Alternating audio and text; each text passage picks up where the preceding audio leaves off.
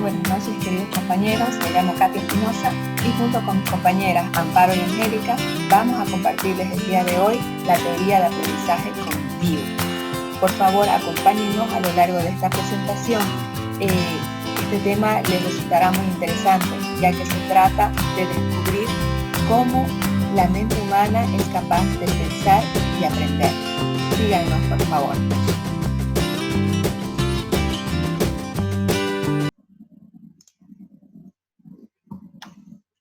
Como les decía, queridos compañeros, la teoría de aprendizaje cognitivo, la cual estamos desarrollando, se trata de lo siguiente. Al final de esta clase, usted habrá identificado a los teóricos del aprendizaje cognitivista, conocerá la definición del cognitivismo y sus bases, y considerará cómo los enfoques de aprendizaje cognitivista se utilizan actualmente en una variedad de contextos y entornos de aprendizaje, como ser lo que es la inteligencia artificial. Para entrar en contexto, les voy a hacer la pregunta de ¿qué es el conocimiento para ustedes? El conocimiento es un concepto que muchos filósofos han analizado a lo largo del tiempo. Renato Descartes, Immanuel Kant, por ejemplo. Conocimiento es la acción y el efecto de conocer, saber acerca de algo, dominar una materia. Los conocimientos están muy conectados con lo que es el aprendizaje, por lo cual la siguiente pregunta es, ¿qué es aprendizaje? El aprendizaje es un producto, es un proceso, es un cambio de conocimientos, creencias, conductas o actitudes, es adaptabilidad. ¿Cómo aprendemos?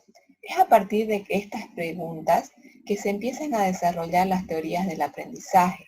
Y a lo largo del siglo XX tuvieron mayor cabida las teorías conductivista, luego la cognitivista, el constructivismo, el experimentalismo, social y contextual. Conductivismo es estímulo-respuesta, cognitivismo es flujo de conocimiento o un procesador interno, constructivismo son modelos mentales, experimentalismo son experiencias de aprendizaje y social y contextual es aprendo junto con mi contexto y con otros. Para hablar de aprendizaje tenemos que hablar de los tipos de inteligencia o tipos de aprendizaje a los cuales se ha asociado últimamente. Hay muchos científicos que definen tipos de inteligencia como ser inteligencia auditiva, kinestésica o visual.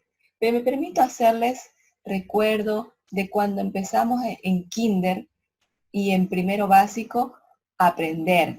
Nadie nos enseñó un método específico para aprender. Nadie nos dijo que íbamos a aprender mirando las imágenes audiovisuales o escuchando una canción o de pronto jugando y mediante lo que es kinestésico.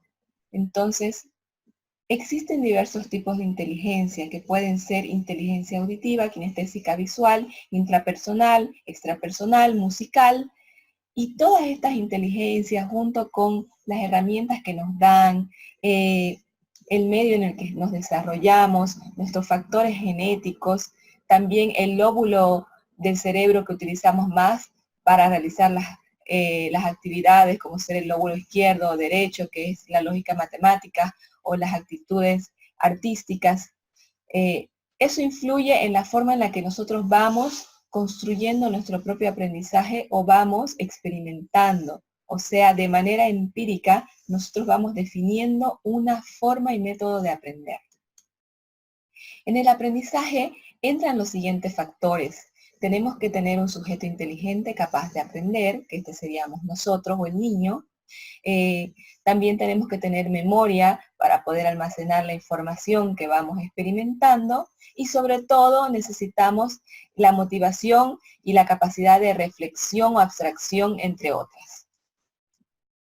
Según Piaget, el padre de la teoría cognitivista, el aprendizaje es un proceso mediante el cual el sujeto, a través de la experiencia y la manipulación de objetos, en interacción con las personas, genera o construye su conocimiento, modificando de forma activa sus esquemas cognitivos, del mundo que los rodea mediante el proceso de asimilación y acomodación.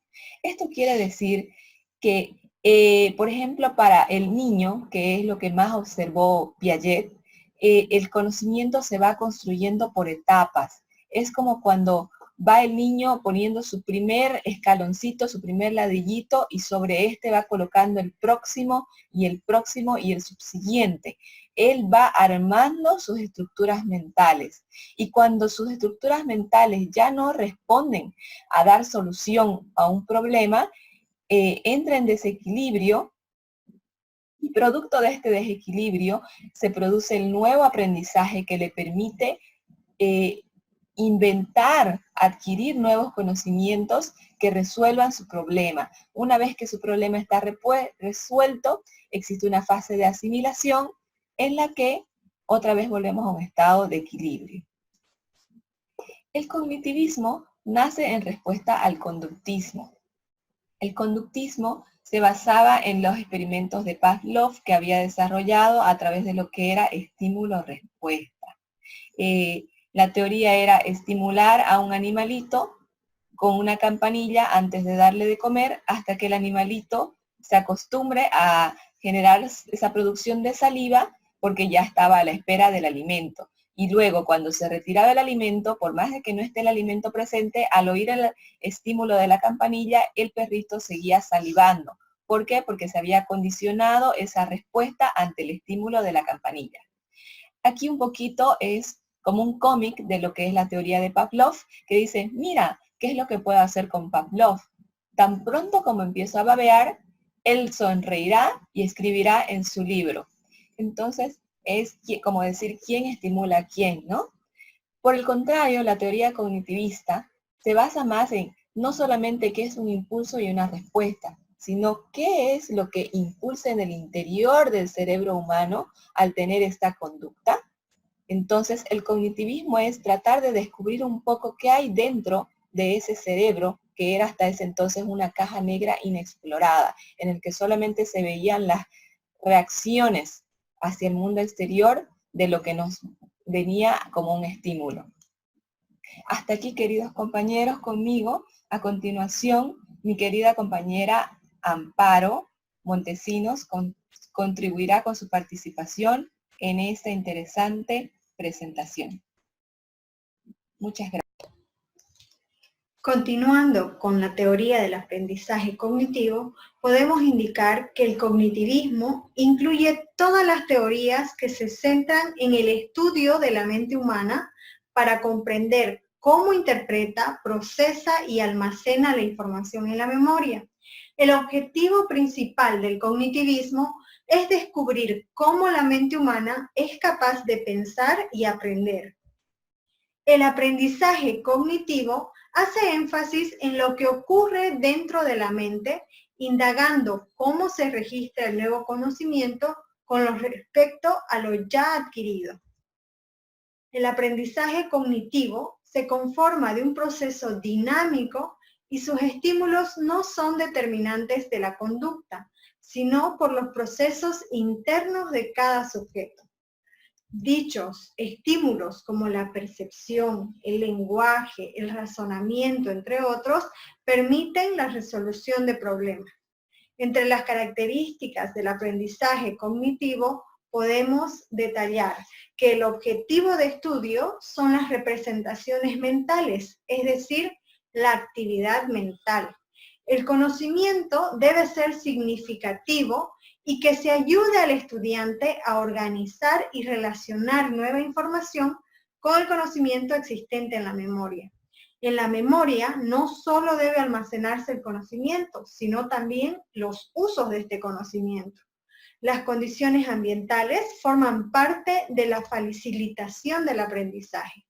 Las explicaciones, demostraciones, ejemplos demostrativos se consideran como instrumentos para guiar el aprendizaje. Las instrucciones deben ser efectivas y deben basarse en las estructuras mentales o esquemas que tiene el estudiante. La información debe organizarse de tal manera que los estudiantes sean capaces de conectar la nueva información con el conocimiento existente, de forma significativa. La retroalimentación forma un papel muy importante en esta teoría, ya que se utiliza para guiar las conexiones mentales exactas. La teoría social cognitiva. En la teoría social cognitiva tenemos en cuenta 3 variables. Primero, los factores de comportamiento. Segundo, factores ambientales o extrínsecos. Y tercero, factores personales o intrínsecos.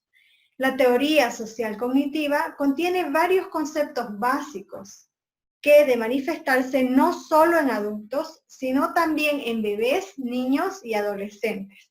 Entre estos factores podemos indicar el aprendizaje por observación, que se refiere a aprender de otras personas por medio de su observación. Asimismo, la reproducción, que es el proceso donde existe el objetivo de aumentar eficazmente la repetición de un aprendizaje. Gracias. Buenas noches, mi nombre es Angélica Rojas, continúo con la exposición de la teoría social cognitiva. Esta teoría basa el aprendizaje, o según esta teoría, el aprendizaje se basa en la relación que tiene el individuo con el medio en el que está, con el medio en que vive. Y de ahí mismo, de acuerdo a ese medio, también la conducta está relacionada con eso. En la teoría social cognitiva se da el aprendizaje por observación y reproducción. Vemos y reproducimos, aprendemos de eso. La capacidad de autorregulación también, la capacidad de controlar el comportamiento incluso en un entorno desfavorable.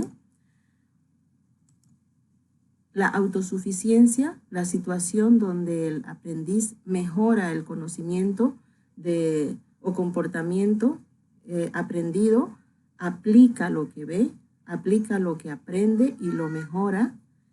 La defensa emocional, donde los buenos mecanismos de defensa contra el ambiente en el que vive, que puede ser muy estresante, le ayuda a aprender, piensa, siente y actúa.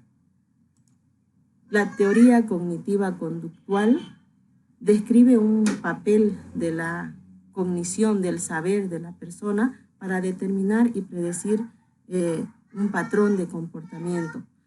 Relaciona el pensar, la emoción, la acción con la conducta, de acuerdo a la situación en la que está, lleva a una determinada conducta.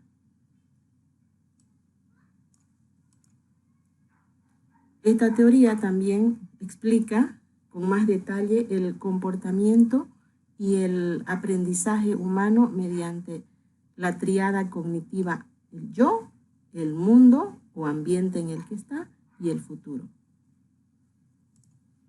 Representantes del cognitivismo, los más destacados que han aportado a esta idea son Piaget, que basa el desarrollo intelectual por etapas, en el cual dice que el aprendizaje va en forma progresiva, va en forma